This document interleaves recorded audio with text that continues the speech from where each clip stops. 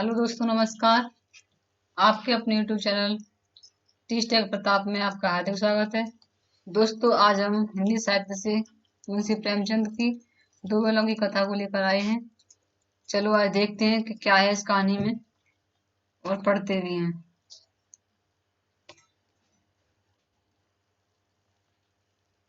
चलो देखते हैं अभी।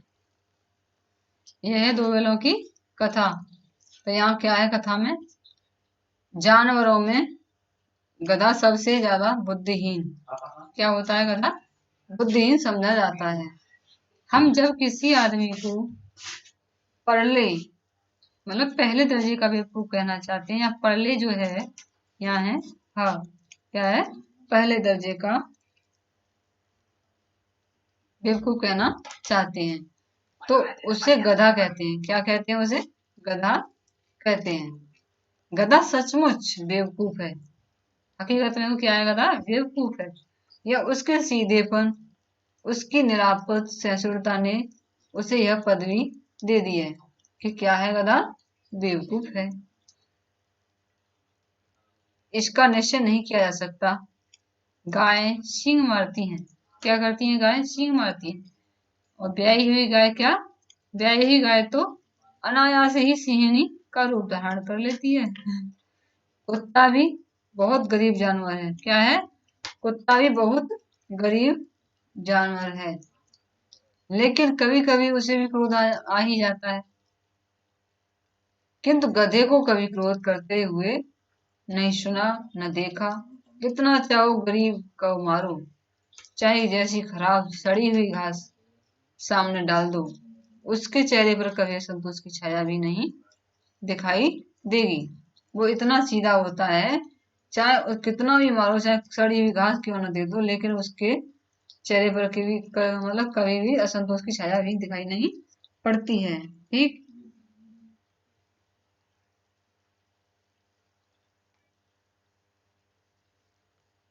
तो यहाँ से है हमारा बैसाख।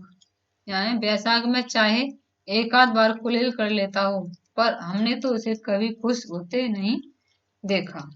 उसके चेहरे पर एक विषाद स्थायी, क्या विषाद स्थायी रूप से छाया रहता है। चिंता, जैसे क्या कहते हैं? चिंता एक रूप से क्या छाई रहती है हमेशा। सुख दुख, लाभ हानि किसी भी दशा में उसे बदलने नहीं देगा। चाहे सुख हो, चाहे दुख हो, या हानि हो, लाभ हो, लेकिन किसी भी दिशा में उसे बदलते नहीं देखा है। ऋषि मुनियों ने ऋषि मुनियों के जितने गुण हैं वो सभी उसमें पराकाष्ठा को पहुंच गए हैं। अगर कोई पूछे, एक पहली भी बन सकती है यहाँ से कि कोई पूछे कि ऋषि मुनियों के जितने गुण हैं वो किसमें मिलते हैं, तो क्या है? यहाँ गधे में। ठीक है, उसमें पराकाष्ठा को पहुंच गए हैं। पर आदमी उसे बेवकूफ कहता है। क्या कहता है? आदमी उसे बेवकूफ कहता है। ठीक है, इंसान की नजर में क्या है? गधा बेवकूफ है। तो सद्गुणों का इतना अनादर कहीं नहीं देखा है। कदाचित सीधापन संसार के लिए उपयुक्त नहीं है। क्या है? सीधापन संसार के लिए उपयुक्त नहीं है। ठीक। देखिए ना, भारतवासियों की अफ्रीका में क्या दुर्दशा हो रही है। क्यों? अमेरिका, सॉरी मुझ पर चलान नहीं आ रहा। भारतवासियों की अफ्रीका में क्या दुर्दशा हो रही है। क्यों अमेरिका में उन्हें घुसने नहीं दिया जाता? बेचारे शराब नहीं पीते, चार पैसे कुछ समय के लिए बचा कर रखते हैं, जी तोड़कर काम करते हैं। क्या करते हैं? जी तोड़कर काम करते हैं। किसी से लड़ाई झगड़ा नहीं करते हैं। चार बातें सुनकर गम खा जाते हैं। क्या करते हैं? चार बातें सुनकर गम खा जाते हैं, फिर भी बदनाम है। क्या है? फिर भी बदनाम है। कहा जाता है वे जीवन के आदर्श को नीचा करते हैं। मतलब शांत रहते हैं तो उनके लिए बोला जाता है कि वो जीवन के आदर्श को नीचा करते हैं। अगर वे भी ईंट का जवाब पत्थर से देना सीख जाते तो शायद सभ्य कहलाते। जापान की मिसाल सामने है। एक ही विजय ने उसे संसार की सब जातियों में गड़े बना दिया, मतलब ऊंचा बना दिया। लेकिन गधे का एक छोटा भाई और भी है। वो क्या है? गधे का एक छोटा भाई और भी है। वो कौन सा है? ठीक है, जो उससे कम ही गधा है। क्या है? गधा तो गधा है, लेकिन उससे कम गधा है उसका छोटा भाई। और वह है क्या? वह है बैल। जिस अर्थ में हम गधे का प्रयोग करते हैं, कुछ उसी से मिलते जुलते अर्थ में क्या है? बछिया। बछिया के ताऊ क्या? ताऊ का भी प्रयोग करते हैं। बैल को क्या, किसके रूप में प्रयोग किया जाता है? बछिया के ताऊ के रूप में भी प्रयोग करते हैं। तो कुछ लोग बैल को शायद क्या, कुछ लोग सॉरी बैल को शायद बेवकूफों में सर्वश्रेष्ठ कहेंगे। क्या कहेंगे? बेवकूफों में सर्वश्रेष्ठ कहेंगे। मगर हमारा विचार ऐसा नहीं है कि बैल बेवकूफ नहीं। बैल कभी कभी मारता भी है। कभी कभी अड़ियल बैल भी देखने में आता है, और भी कई रीतियों से अपना संतोष प्रकट कर देता है। अतएव उसका स्थान गधे से नीचा है। गधा तो गधा ही है, लेकिन गधे से नीचा स्थान किसका है? बैल का है। यहाँ देखते हैं झूरी काची के दोनों। झूरी नाम का एक काची है। झूरी नाम का क्या है? काची है। उसके दो बैलों के नाम थे हीरा और मोती। यहाँ से हमारी कहानी स्टार्ट होती है। एक कहानी नया बोल रही, जब से तो गधे के ऊपर थी, बताया जा रहा था कि गधा कैसा होता है और उससे छोटा गधा कौन होता है। तो यहाँ पे हमारी कहानी स्टार्ट होती है। काची है, उसका नाम है झूरी। उसके दो बैल हैं, उनके नाम क्या है? हीरा और मोती। दोनों पछाई जाति के थे। क्या थे? दोनों पछाई जाति के थे। देखने में बहुत सुंदर, काम में चौकस, दिल में ऊंचे। बहुत दिनों साथ रहते रहते दोनों में भाईचारा हो गया था। दोनों आमने सामने या आसपास बैठे हुए एक दूसरे से मूक भाषाएं विचार विनिमय करते थे। मूक क्या कहते हैं? एकदम न बोलना है ना कुछ, एकदम शांत है सामने। क्या करते थे? विचार विनिमय करते थे। एक दूसरे के मन की बात कैसे समझा जाता था, हम नहीं कह सकते। ये तो वही जाने के क्या समझते थे। अवश्य उनमें कोई ऐसी गुप्त शक्ति थी जिससे जीवों में श्रेष्ठता का दावा करने वाला मनुष्य वंचित है। कि वो क्या कहते थे वो भी नहीं अंदाजा लगा सकते थे कि ये क्या कहते थे। दोनों एक दूसरे को चाट कर और सूंघ कर अपना प्रेम प्रकट करते। कभी कभी दोनों सींग भी मिला लिया करते। क्या करते? दोनों अपने सींग भी मिला लिया करते थे। जैसे कि जो एक व्यक्ति दूसरे व्यक्ति से हाथ मिलाता है ना, उसी हिसाब से वो भी अपने दोस्ती के लिए सींग मिला लिया करते थे। विग्रह के नाते से नहीं, केवल विनोद के भाव से। विग्रह कहते हैं झगड़ा करने के नाते से नहीं, केवल क्या? विनोद के नाते से, मतलब प्रेम के भाव से, आत्मीयता के भाव से। जैसे दोस्तों में घनिष्ठता होती है, धौल धप्पा होने लगता है। इसके बिना दोस्ती कुछ फुसफुसी, कुछ हल्की सी लगती रहती है, जिस पर शायद विश्वास नहीं किया जा सकता। जिस व्यक्ति ये दोनों जिस वक्त ये दोनों बैल हल या गाड़ी में जोत दिए जाते और गर्दन हिला हिला कर चलते, उस वक्त हर एक की यही चेष्टा होती थी, चेष्टा और नजर होती थी कि ज्यादा से ज्यादा बोझ मेरी ही गर्दन पर है। तो इतना प्रेम था उन दोनों बैलों में, एक दूसरे को वो वजन लादते हुए नहीं देख सकते थे। वो ये कहते हैं कि ये वजन मुझ पर ज्यादा हो। दिन भर के बाद दोपहर या संध्या को दोनों खुलते तो एक दूसरे को चाट चूट कर अपनी थकान मिटा लिया करते थे। नाद में खली भूसा पड़ जाने के बाद दोनों साथ उठते, साथ नाद में मुंह डालते और साथ ही बैठते थे। एक मुंह हटा लेता तो दूसरा भी मुंह उठा लेता। क्या कर लेता? एक मुंह हटा लेता तो दूसरा भी मुंह उठा लेता था।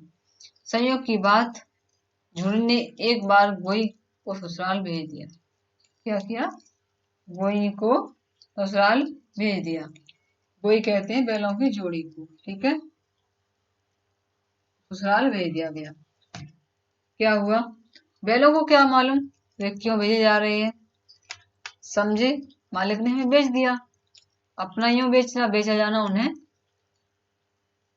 अच्छा अच्छा लगा या बुरा, कौन जाने।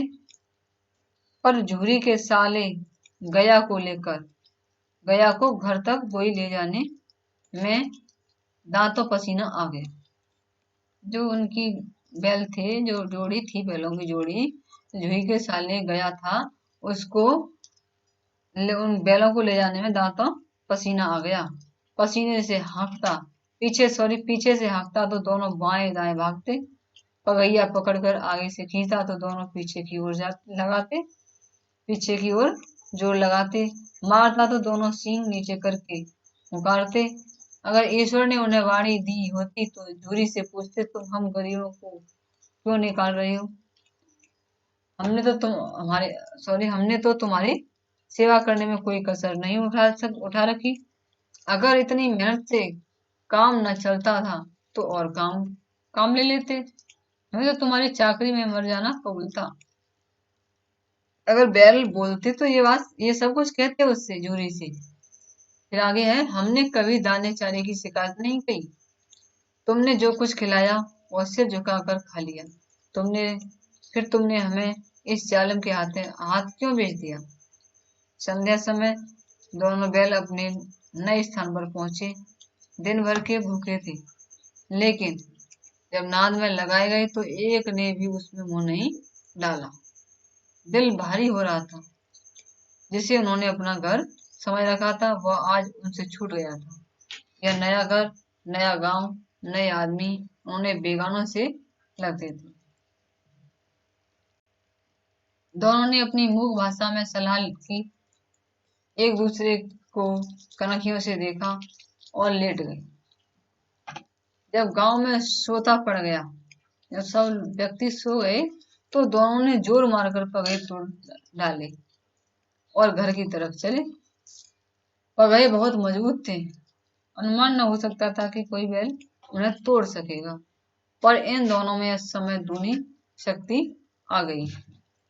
एक एक झटके में रस्सियां टूट गईं। झूरी प्रातःकाल सोकर उठा तो देखा तो झूरी प्रातःकाल सोकर उठा तो देखा कि दोनों बैल चरनी पर खड़े हैं। उधर वहां अपने घर पहुंच गए। वो दोनों की गर्दनों में आधा आधा गराव लटक रहा था। जो तोड़े आई रस्सी को तो आधी आधी रह गई थी, वो लटकी हुई थी।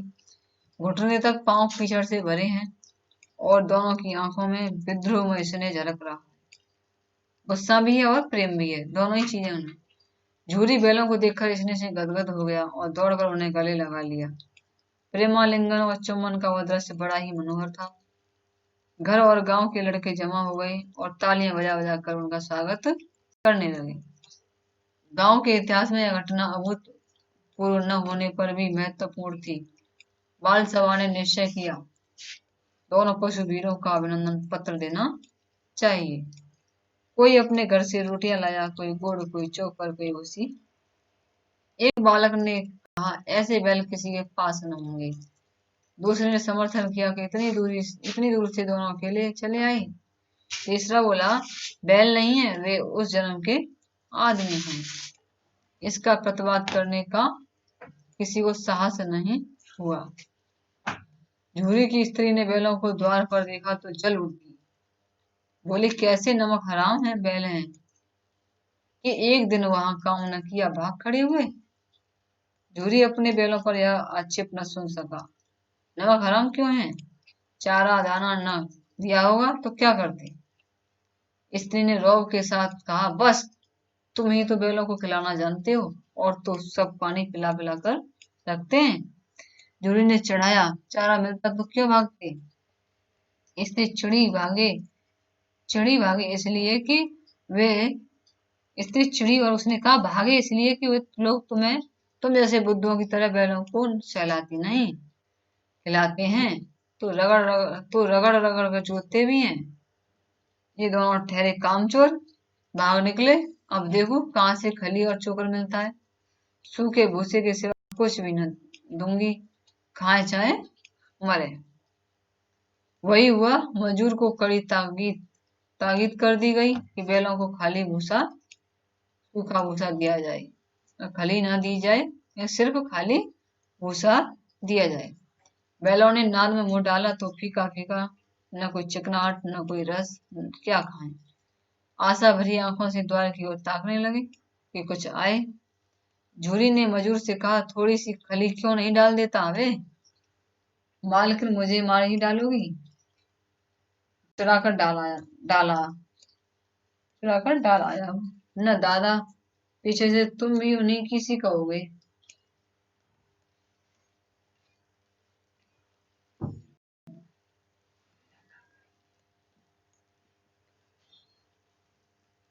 दूसरे दिन झूरी का साला फिर आया और बैलों को ले चला। अब की उसने दोनों को गाड़ी में जोता। दो चार बार मोती ने गाड़ी को सड़क की खाई में गिराना चाहा, पर हीरा ने संभाल लिया। वह ज्यादा सहनशील था। संध्या समय घर पहुंचकर उसने दोनों की मोटी रस्सियों से बांधा और कल की शरारत का मजा चखाया। फिर वही सूखा भूसा डाल दिया। अपने दोनों बैलों को खली, चूनी, सब कुछ दी। दोनों बैलों का ऐसा अपमान कभी नहीं हुआ था। झूरी इन्हें फूल की छड़ी से भी न छूता था। उसकी टिक टकार पर दोनों उड़ने लगते थे। जैसे वो बोलता वैसे ही वो चलने लगते थे। यहाँ मार पड़ी, आह सम्मान की व्यथा तो थी, उस पर मिला सूखा भूसा। नाद की तरफ आंखें तक न उठाई। दूसरे दिन गया ने बैलों को हल में जोता, पर इन दोनों ने जैसे पाँव न उठाने की कसम खा ली थी। वह मारते मारते थक गया, पर दोनों ने पाँव न उठाया। एक बार जब उस निर्दय ने हीरा की नाक पर खूब डंडे जमाए तो मोतिया गुस्सा काबू के बाहर हो गया। हल लेकर भागा। हल, रस्सी, जुआ, जोत सब टूट टाट कर बराबर हो गया। गले में बड़ी बड़ी रस्सियां न होती तो दोनों पकड़ाई में न आते। हीरा ने मूक भाषा में कहा, भागना व्यर्थ है। हीरा ने कहा, भागना व्यर्थ है। मोती ने उत्तर दिया, तुम्हारी तो इसने जान ही ले ली थी। अब की बड़ी मार पड़ेगी। वो कहता है, हीरा कहता है, पढ़ने दो, बैल का जन्म लिया है तो मार से कहाँ तक बचेंगे। गया तो आदमियों के साथ दौड़ा दौड़ा आ रहा है। दोनों के हाथों में लाठियां हैं। मोती बोला, कहो तो दिखा दूं कुछ मजा में भी। लाठी लेकर आ रहा है। हीरा ने समझा, नहीं भाई, खड़े हो जाओ। मुझे मारेगा तो मैं भी एक दो को गिरा दूंगा। नहीं, हमारी जाति का यह धर्म नहीं। मोती दिल में ऐंठ कर रह गया। गया आ पहुंचा और दोनों को पकड़ कर ले चला। कुशल हुई कि उसने उस वक्त मारपीट न की, नहीं तो मोती भी पलट पड़ता। उसके तेवर देखकर गया और उसके सहायक समझ गए कि इस वक्त टाल जाना ही मसलहत है। आज दोनों के सामने फिर वही सूखा भूसा लाया गया। दोनों चुपचाप खड़े रहे। घर के लोग भोजन करने लगे। उस वक्त छोटी सी लड़की दो रोटियां लेकर निकली और दोनों के मुंह में देकर चली गई। उस एक रोटी से इनकी भूख तो क्या शांत होती, पर दोनों के हृदय को मानो भोजन मिल गया। यहाँ भी किसी सज्जन का वास है। लड़की बहनों की थी। उसकी माँ मर चुकी थी। सौतेली माँ उसे मारती रहती थी, इसलिए इन बैलों से उसे एक प्रकार की आत्मीयता हो गई, प्रेम हो गया। देखो ये लड़की है, डारिया चित्र सब देते हैं देखो। दोनों दिन भर दोनों दिन भर जोते जाते, डंडे खाते अड़ते, शाम को थान पर बांध दिए जाते और रात को वही बालिका उन दो रोटियां खिला जाती। प्रेम के इस प्रसाद की यह बरकत थी कि दो गाल सूखा भूसा खाकर भी दोनों दुर्बल न होते थे, मगर दोनों की आंखों में रोम रोम में विद्रोह भरा हुआ था। एक दिन मोती ने मूक भाषा में कहा, अब तो नहीं सहा जाता हीरा, क्या करना चाहते हो? एक आध को सींगों में उठाकर फेंक दूंगा, गुस्से में कहा। लेकिन जानते हो, वो प्यारी लड़की जो हमें रोटियां खिलाती है, उसी की लड़की है जो इस घर का मालिक है, ये बेचारी अनाथ ना हो जाएगी। तो मालकिन को न फेंक दूं, वही तो उस लड़की को मारती है।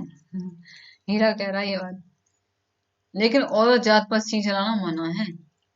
यह भूले जाते हैं, भूले जाते हैं। यहाँ मतलब ये है, यह बोला जाता है, तुम तो किसी तरह निकलने ही नहीं देते, बताओ तो आड़ कर तुड़ा कर भाग चले। हाँ, यह मैं भी स्वीकार करता हूँ, लेकिन इतनी मोटी रस्सी टूटेगी कैसे? इसका एक उपाय है, पहले रस्सी को थोड़ा सा चबा लो तो एक झटके में जाती है। रात को जब बालिका रोटियां खिलाकर चली गई, दोनों रस्सियां चबाने लगी, पर मोटी रस्सी मुंह में नहीं आती थी। बेचारे बार बार जोर लगाकर रह जाते थे। सहसा घर का द्वार खुला और वह लड़की निकली। दोनों सिर झुकाकर उसका हाथ चाटने लगे। दोनों की पूछें खड़ी हो गई। उसने उनके माथे से हिलाया और बोली, खोल देती हूँ, चुपके से भाग जाओ, नहीं तो यहाँ लोग मार डालेंगे। आज घर में सलाह हो रही है कि इनकी नाकों में नाक डाल दी जाए। उसने घराव खोल दिया, पर दोनों चुपचाप खड़े रहे। मोती ने अपनी भाषा में पूछा, आप चलते क्यों नहीं? हीरा ने कहा, चलें तो, लेकिन कल इस अनाथ पर आफत आएगी, सब इसी पर संदेह करेंगे। सहसा बाल का चिल्लाई, दोनों फूफा वाले बैल भागे आ रहे हैं। ओ दादा, ओ दादा, दोनों बैल भागे जा रहे हैं, जल्दी दौड़ो। गया हड़बड़ाकर भीतर से निकला और बैलों को पकड़ने चला। वे दोनों भागे। गया ने पीछा किया और भी तेज हुए। गया ने शोर मचाया, फिर गांव के कुछ आदमियों को भी साथ लेने के लिए लौटा। दोनों मित्रों को भागने का मौका मिल गया। सीधे दौड़ते चले गए, यहाँ तक कि घर के मार्ग का ज्ञान न रहा। इतना भागे कि उन्हें मार्ग का, रास्ते का कोई ज्ञान न रहा कि हम किधर जा रहे हैं। जिस परिचित मार्ग से आए थे उसका यहाँ पता न था। नए नए गांव मिलने लगे। तब दोनों एक खेत के किनारे खड़े होकर सोचने लगे, अब क्या करना चाहिए। हीरा ने कहा, मालूम होता है राह भूल गए, तो तुम भी बेतहासा भागे, वहीं उसे मार गिराना था। उसे मार गिराते तो दुनिया क्या कहती, वो अपना धर्म छोड़ दे। लेकिन हम अपना धर्म क्यों छोड़े? देखो बैलों में कितनी समझदारी है। दोनों भूख से व्याकुल हो रहे थे। खेत में मटर खड़ी थी, चरने लगे। रह रह कर आहट ले लेते थे और कोई आता तो नहीं। जब पेट भर गया, दोनों ने आजादी का अनुभव किया तो मस्त होकर उछलने कूदने लगे। पहले दोनों ने डकार ली, फिर सींग मिलाई और एक दूसरे को ठेलने लगे। मोती ने हीरा को कई कदम पीछे हटा दिया, यहाँ तक कि वह खाई में गिर गया। तब उसे भी क्रोध आया, संभल कर उठा और फिर मोती से मिल गया। मोती ने देखा खेल में झगड़ा हुआ चाहता है तो किनारे हट गया। देखो दोस्तों, यहाँ से हमने आज 2 पार्ट पढ़े। ये अगला तीसरा जो पार्ट है हम कल पढ़ेंगे। हमारी कहानी को सुनना और समझना कि देखो बैलों की कहानी में कितनी अच्छी रोचकता है और एक किसान की कहानी है। और मुंशी प्रेमचंद की बहुत कहानियां बहुत बहुत अच्छी अच्छी हैं। तो ठीक है दोस्तों, आगे के लिए हम कल से तीसरा पार्ट करेंगे। ठीक है दोस्तों, नमस्कार, जय हिंद, जय भारत। और हमारी वीडियो को लाइक और शेयर सब्सक्राइब जरूर करें। ठीक।